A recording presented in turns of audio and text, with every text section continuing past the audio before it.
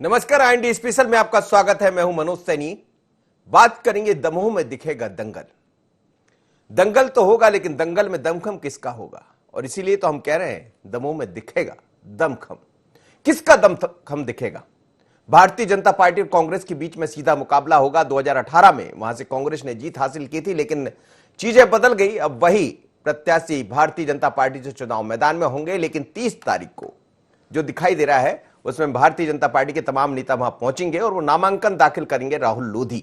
यानी राहुल लोधी ही भारतीय जनता पार्टी के प्रत्याशी होंगे। लेकिन कांग्रेस जिला अध्यक्ष अजय टंडन पर दांव लगाने जा रही है जैसी चर्चा है, और भारतीय जनशक्ति चेतना पार्टी ने भी अपना प्रत्याशी घोषित कर दिया।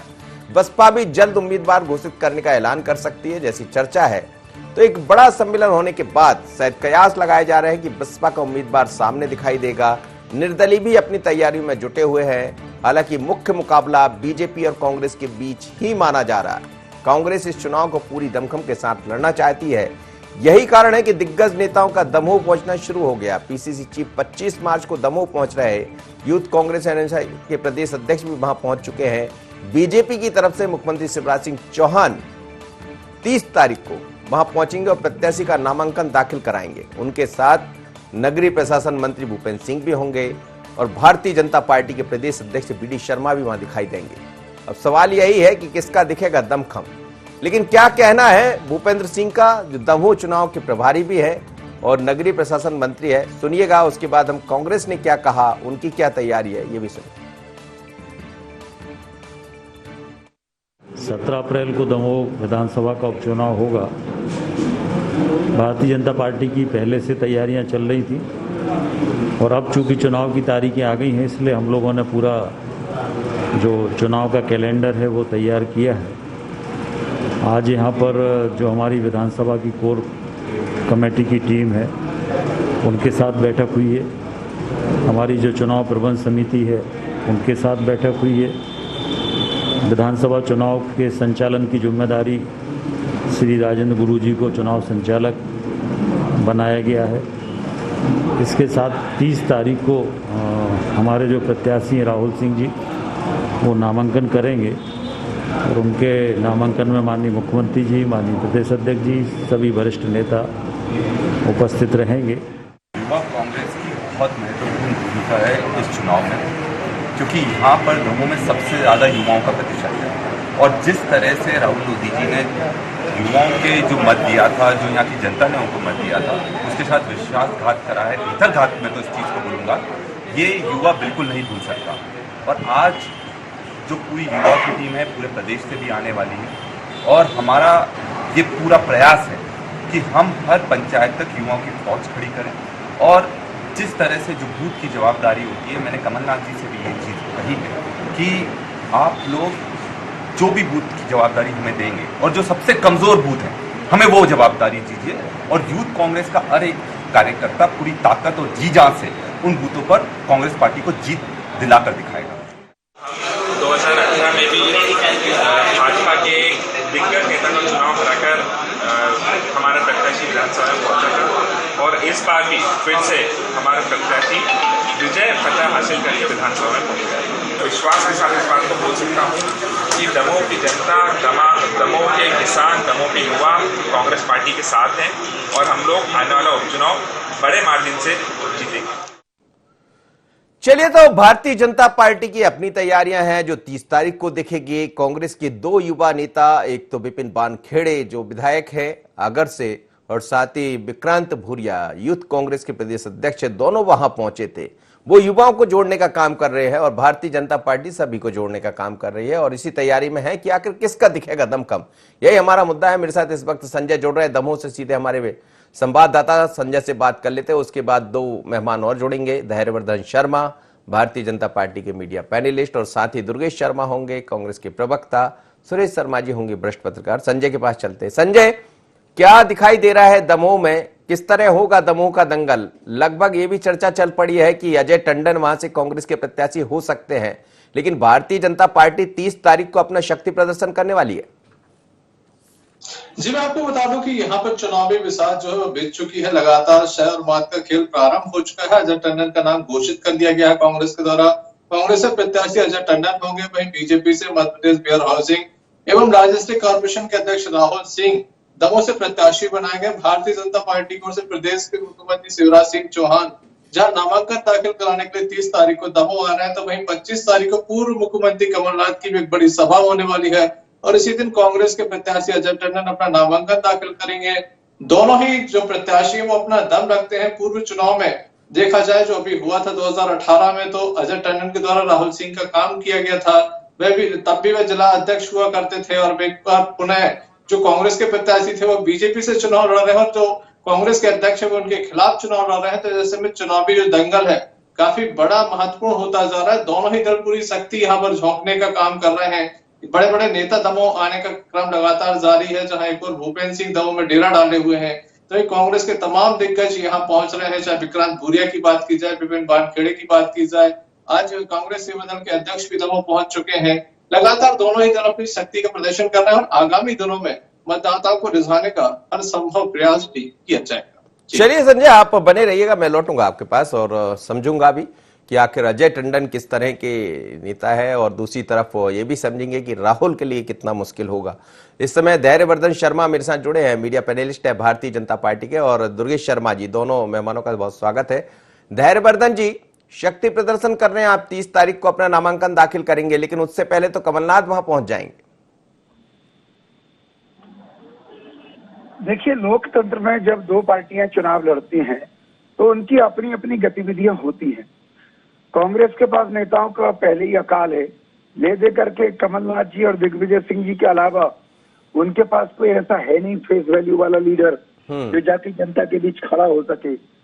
अब कमलनाथ जी, एक बुंदेलखंड की कहावत है, चूंकि दमोह पर आप चर्चा कर रहे हैं, कि बेई हार को बेई दरबार को, मतलब उन्हीं को खेत पर ले जाना है, उन्हीं को राजा के दरबार में खड़ा करना है। तो कमलनाथ जी सर्वे सर्वा है इस समय कांग्रेस के, तो उनको तो जाना ही पड़ेगा। इसमें क्या खास बात है।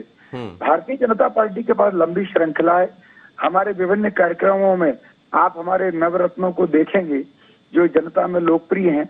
मुख्यमंत्री जी हैं, प्रदेश अध्यक्ष जी हैं, और भी प्रदेश के बड़े नेता, वहाँ के सांसद, उस इलाके के मंत्री हैं, केंद्र के नेता हैं, सारे के सारे लोग एक से बढ़कर एक हैं लोकप्रियता में। तो ये सब देखने को मिलेगा। बाकी ये तय है कि कांग्रेस जो भी जतन कर ले, ये दिए की तरफ फड़फड़ा रही है, एक सीट और खो देगी कांग्रेस। पिछली दफा इन्हीं ने वही हुआ था। पिछली दफा आप ये कह रहे थे और चूक गए थे आप 150 वोटों से। नहीं, पर उसके बाद तो अभी पिछले उपचुनावों का दौर निकल चुका है। तब तो कांग्रेस ने पता नहीं क्या क्या और कहा था। 150 वोट से हारना तो एक दुर्घटना है, पर बाकी कांग्रेस तो सुपड़ा साफ हुआ कांग्रेस का इस उपचुनाव में। ऐसी स्थिति में मुझे लग रहा है कि कांग्रेस की ही सीट थी वो जो अब हमें मिल रही है। भारतीय जनता पार्टी को दोहरा लाभ होने वाला है इस उपचुनाव। दुर्गेश शर्मा जी, क्या अजय टंडन माना जाए कि वहां से प्रत्याशी होंगे ही अब कांग्रेस के, या उसमें कुछ और चीजें बची है? और यदि अजय टंडन होंगे तो 25 तारीख को जब कमलनाथ वहां पहुंच रहे हैं, क्या वहां भी आप लोग भी शक्ति प्रदर्शन दिखाने में सफल हो पाएंगे या दिखाएंगे, शक्ति प्रदर्शन करेंगे वहां पर? क्योंकि कमलनाथ के पहले हम देख रहे हैं विक्रांत भूरिया वहां पहुंच गए थे और बाकी विपिन वानखेड़े यूथ की एक अलग टीम वहां पे लगी हुई है। यानी ये चुनाव आपके लिए भी बड़ा चैलेंज है। बिल्कुल मनोज जी, हर चुनाव चैलेंज होता है और हर चुनाव को चैलेंज के रूप में ही लड़ना चाहिए, क्योंकि एक तरीके का युद्ध है और युद्ध है देश की और प्रदेश की पूरी जो लोकतांत्रिक व्यवस्था उसको बचाने का। अब मैं धैर्यवर्धन भाई की बात सुन रहा था, वही कह रहे थे साहब हमारे पास 9 रत्न 25 रत्न और हमारे कांग्रेस के पास तो नेता नहीं है।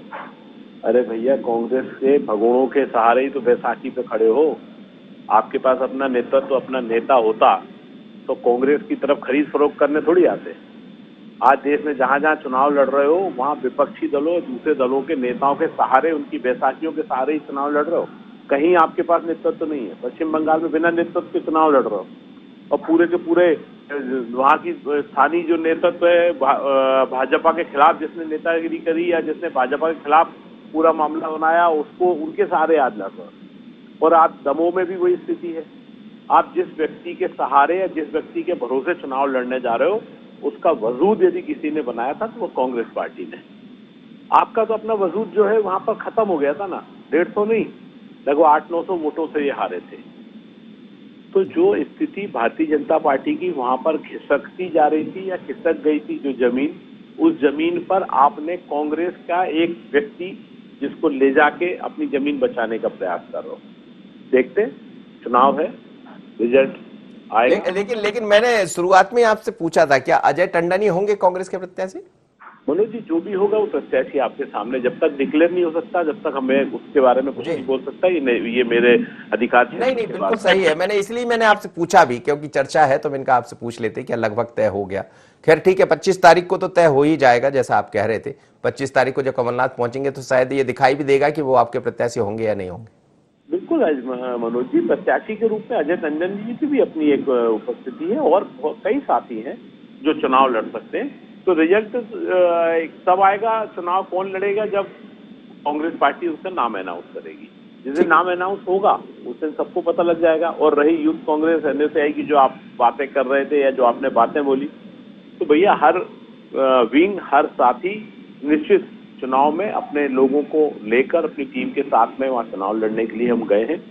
जैसा भारतीय जनता पार्टी को अपने नेताओं की गिनती गिनाना पड़ रही है, क्योंकि इनके पास में खुद का कोई नेतृत्व होता तो शायद वहां पर भाजपा में कोई नेता को चुन के चुनाव लड़ा लेते, एक गद्दार को चुनाव लड़ाने के बजाय, जिसको खरीद फरोख्त करी। तो ये भाजपा देखे, हमें कोई उससे दिक्कत नहीं है। हम निश्चित वहां चुनाव लड़के और फिर से कांग्रेस का परचम फहराने जाएंगे। जी, सुरेश शर्मा जी मेरे साथ जुड़े हैं। चलिए मैं लौटूंगा, सुरेश शर्मा जी मेरे साथ जुड़ेंगे। संजय जुड़े हैं मेरे साथ। संजय आवाज सुन पा रहे हैं मेरी? चलिए मैं लौटूंगा संजय के बाद, धैर्यवर्धन जी के पास चलता हूं। धैर्यवर्धन जी, आप कह रहे थे कि हमारे पास तो कई ऐसे रत्न हैं जो दिखाई दे रहे हैं, लेकिन चुनाव में वही मैदान में है जो 2018 में कांग्रेस से मैदान में थे, अब भारतीय जनता पार्टी से चुनाव मैदान में होंगे, और यही जवाब, यही सवाल जनता आपसे बार बार करेगी। हमें बार बार सफाई देने की आवश्यकता नहीं है। एक बार हम कह चुके हैं कि राजनीतिक हालात मध्य प्रदेश के बिल्कुल अलग थे।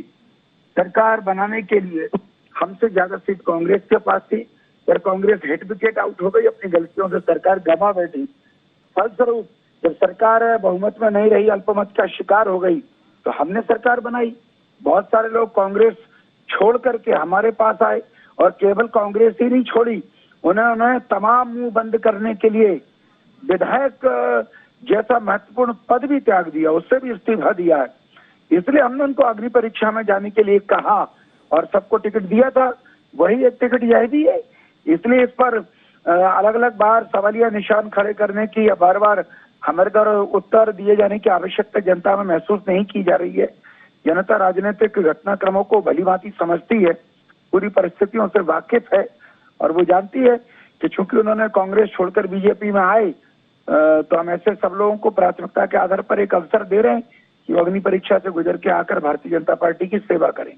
ठीक है, चलिए ये अग्नि परीक्षा फिर से दिखाई देगी, और इस अग्नि परीक्षा को देने के लिए दोनों दल तो नजर आएंगे, लेकिन ऐसा भी कहा जा रहा है कि बहुजन समाज पार्टी भी अपना प्रत्याशी वहां से उतार सकती है। जवाब ले लेता हूं मैं पहले दुर्गेश शर्मा जी से, फिर संजय के पास चलता हूं। जी दुर्गेश शर्मा जी, जवाब भी दीजिएगा और ये भी बताइएगा कि जो भारतीय जनता पार्टी कह रही है कि ऐसा नहीं है, हम एक बार उपचुनाव में बता चुके हैं आपको और वही फिर हम करने जा रहे हैं और जनता हमारे साथ होगी।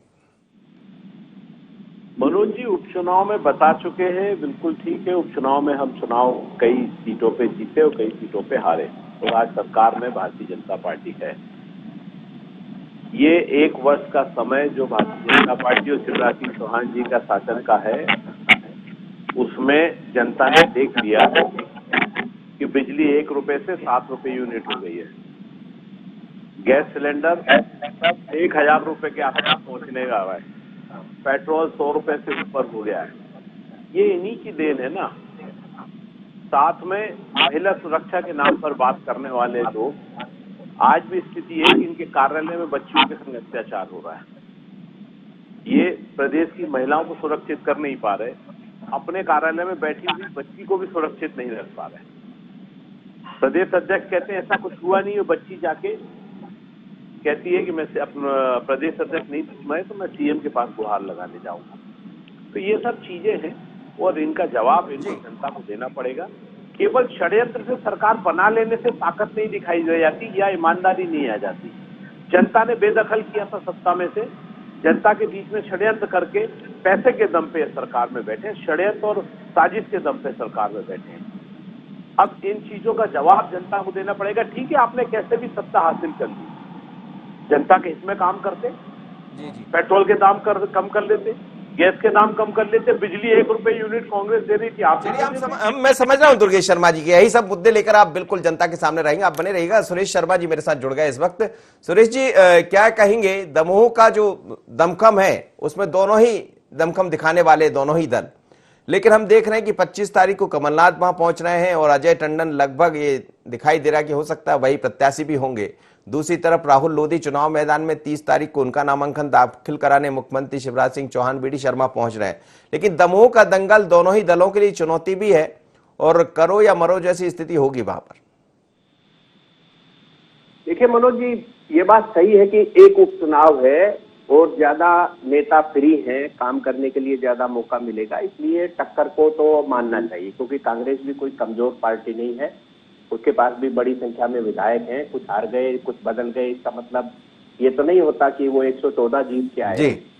तो इसका तात्पर्य ये है कि कहीं कांग्रेस कमजोर नहीं है, बस केवल यदि कोई कमजोरी है तो वो है मनोबल की कमजोरी, और यदि मनोबल को सुधार लिया जाएगा तो अच्छी फाइट देने की स्थिति में रहेंगे। परंतु एक बात मैं कहूंगा आपको कि जयंत मलैया जी के मामले में थोड़ा सा होता था कि एक परिवार के पास ही ये सीट है, इसलिए लोगों में भाजपा के कार्यकर्ताओं में निराशा हुआ करती थी, और उसके बावजूद भी कभी वो कम वोटों से कभी ज्यादा वोटों से हार जीत की स्थिति रहती थी। 2 बार हारे हैं और लगातार उन्होंने चुनाव जीता है। तो ऐसी स्थिति में, क्योंकि ये अजय टंडन जी जो है इससे पहले भी 2 बार 3 बार चुनाव हार चुके हैं, तो इनका कोई जीत का ट्रैक नहीं है। इसलिए मैंने जो कल से महसूस किया है, जब मुझे अजय टंडन जी का नाम जानकारी में आया और राहुल लोधी जी का जानकारी में आया, तो मेरा जो विश्लेषण है वो ये है कि यदि दीपक, मैंने जैसा आपके यहाँ भी कहा था, दीपक जोशी की तरह यदि करते हैं तो ठीक है, और यदि गौरीशंकर केजरीवाल के बेटे की तरह करते हैं सिद्धार्थ मलैया जी तो ठीक है। वो उनको अपना पॉलिटिकल जो लाइफ है वो तय करना है, और ये मुझे नहीं लगता कि जयंत मलैया जी जैसे समझदार और जो है पार्टी के प्रति समर्पित नेता जो है ऐसा होने देंगे। तो ये सीट परंपरागत रूप से भाजपा की सीट है, और इस बार जो है जो थोड़े अंतरों से 700-800 वोटों से हार हुई थी, उसका एक अपना कारण था, क्योंकि कर्ज माफी का जो नारा था वो बड़ा रोचक था, परंतु वो फलीभूत नहीं हुआ, वो 100% सफल नहीं हुआ। तो इसलिए विश्वास का जो संकट है वो और आत्मविश्वास का जो संकट है वो, 2 कारण कांग्रेस के सामने कठिन रहेंगे। दूसरा, जैसा मैंने संकेत में कही दिया था और स्पष्ट कर देता हूं कि भाजपा के सामने मलैया परिवार की जो ताकत है वो समझ में आएगी कि वो किस रुख ऊंट किस करवट बैठता है, और मुझे लगता है जयंत मलैया जी जरूर पीछे नहीं हटेंगे, परंतु फिर भी कहीं कहीं जो है 100% प्रतीक्षा उम्मीद नहीं करना चाहिए कि ऐसा होता, क्योंकि राजनीति में एक स्वाभाविक रूप से जो है अब स्थायित्व नहीं देना चाहते। लेकिन मैंने एक टिप्पणी और की थी, आज भी मैं कर रहा हूँ, राहुल लोधी जो है वो कोई स्थायी स्वभाव के कैंडिडेट नहीं है। जैसे मनोज चौधरी जीते हैं हाट पिपलिया से, वो स्थायी कैंडिडेट नहीं है, अगली बार दीपक जोशी को टिकट मिलेगी, ऐसे ही यहाँ से जो है मलैया परिवार अगली बार टिकट लेगा, मुझे ऐसा अनुमान है। इसलिए इस बार इस उपचुनाव में जिताने में कोई दिक्कत नहीं आना चाहिए। जी जी, संजय मेरे साथ जुड़े। संजय, अभी क्या अजय टंडन के आने के बाद जैसा दिख रहा है, और घोषणा भी हो जाएगी हमें लग रहा है जल्द, तो क्या अजय टंडन मुकाबला दे पाएंगे वहां पर? संजय आवाज सुन पा रहे? चलिए संजय, धन्यवाद आपका, फिर आपसे बात करेंगे, लौटेंगे। धैर्यवर्धन शर्मा जी के पास चलते। धैर्यवर्धन जी, आपके सामने सबसे बड़ी चुनौती आपके घर के अंदर ही दिखाई दे रही वहां पर। यह बात अलग है कि आप शक्ति प्रदर्शन दिखाने जा रहे हैं तमाम नेता, और होता भी है जब एक नामांकन दाखिल करना हो तो तमाम नेता वहां पहुंचेंगे, बीजेपी इसमें आगे भी रही है। लेकिन जो अंदर की आपकी बातें हैं, जैसे जयंत मलैया का हल्का सा नाराज हो जाना, या परिवार कहीं ऐसा ना हो कि मुखालफत कर दे, यही आपके लिए एक बड़ा चैलेंज वहां दिखाई देगा। एमएलए कौन नहीं बनना चाहेगा? हर कार्यकर्ता के मन में इच्छा होती है कि अफसर उसके हाथ से जाने ना पाए, और भारतीय जनता पार्टी में एमएलए चुनाव लड़ने के लिए कैपेबल नेताओं की भी बड़ी संख्या हर विधानसभा सीट पर, जो उसके लिए सक्षम है, जो लोकप्रिय लोग हैं। तो स्वाभाविक तौर पर हिलोरें भी उतना ही तेजी से मन में हिलोर उठती हैं। ऐसी स्थिति में थोड़े दिन तो ये सब चलता है, पर अंततः सत्य सबको स्वीकारना पड़ता है और सत्य यही है कि हम लोग उस सीट पर 5 वर्ष के लिए बाहर हुए थे, इसलिए जो हारे हैं उनको भी 5 वर्ष बाद ही मौका मिलता अगर परिस्थितियां इस प्रकार की न बनी होती। अब मध्य प्रदेश में अलग प्रकार की राजनीतिक परिस्थिति बनी है, अलग प्रकार से निर्णय किए जा रहे हैं। ऐसी स्थिति में सब बड़ा दिल दिखाएंगे और पार्टी के जो समर्पित चलिए मैं समझ लेता हूं। संजय मेरे साथ जुड़ गया, हमारे संवाददाता संजय से समझ लेता हूं। संजय, क्या कहेंगे, वहां जो दमोह का जो दंगल दिखाई दे रहा है अजय टंडन के आने के बाद, क्या मुकाबला रोचक होगा और ये मान लिया जाए कि अजय टंडन ही राहुल के सामने होंगे? जी, मैं आपको बता दूं कि कांग्रेस के द्वारा प्रत्याशी घोषित कर दिया गया है। अजय टंडन ही राहुल सिंह के सामने होंगे। पिछली बार राहुल सिंह को जिताने का काम उनके द्वारा किया गया था, इस बार खुद को जिताने का काम वो उनके द्वारा स्वयं अपने हाथों में बागडोर संभाली गई है। काफी रोचक मुकाबला हो रहा है, क्योंकि एक और उनके द्वारा जो पिछली बार काम किया गया था राहुल सिंह के लिए, वही प्रत्याशी अब आमने सामने जब हो जाएंगे तो निश्चित रूप से काफी बड़ा दंगल होने वाला। कांग्रेस के तमाम नेता भी बीजेपी की तरह यह डेरा डाले हुए और लगातार लोगों के बीच भी जा रहे हैं। तो ऐसे में माना जाएगा कि काफी दमखम के साथ ये चुनाव होने वाला है और इस दंगल में काफी मजा जनता को आने वाला है, क्योंकि तमाम जो नेता उनके घर घर पहुंचेंगे तो कई तरह के सवाल भी लोगों के मन में होंगे कि आखिर उपचुनाव क्यों हो रहा है। ईमानदार और बिकाऊ और टिकाऊ का मुद्दा भी यहाँ पे अभी से प्रारंभ हो गया है। बीजेपी का कहना है कि लगातार उनकी तैयारियां चल रही हैं और बूथ स्तर तक के कार्यकर्ता उनके तैयार हैं। वही कांग्रेस भी अपना दमखम दिखाने में पीछे नजर नहीं है। चलिए संजय, बहुत बहुत धन्यवाद, बल्कि सभी मेहमान मेरे साथ जुड़े सभी का बहुत बहुत धन्यवाद। लेकिन दमोह का दंगल, पर दंगल में दमखम किसका दिखेगा ये नजर आ रहा है। दोनों ही पार्टियां कोई कसर नहीं छोड़ने वाली। वजह साफ है कि मध्य प्रदेश में सिर्फ एक स्थान पर चुनाव होना है। इस बीच में पश्चिम बंगाल के चुनाव जरूर चल रहा है, जहां कई नेता अपना दमखम दिखा रहे हैं। मध्य प्रदेश के नेता पश्चिम बंगाल में दमखम दिखा रहे हैं, लेकिन जब दमोह की बारी आएगी तो भारतीय जनता पार्टी हो या कांग्रेस, कोई भी इसमें पीछे नहीं रहेगा, क्योंकि 25 को कमलनाथ पहुंचेंगे, जिनका शक्ति प्रदर्शन वहां देखने को मिलेगा, और 30 तारीख को मुख्यमंत्री और बीडी शर्मा पहुंचेंगे, तो समझ आएगा। लेकिन किसका दमखम भारी होगा, नजर इस पर रहेगी, पर दमोह में दिखेगा दमखम। इतना ही, मुझे दीजिए इजाजत, बने रहिए आई न्यूज़ 24।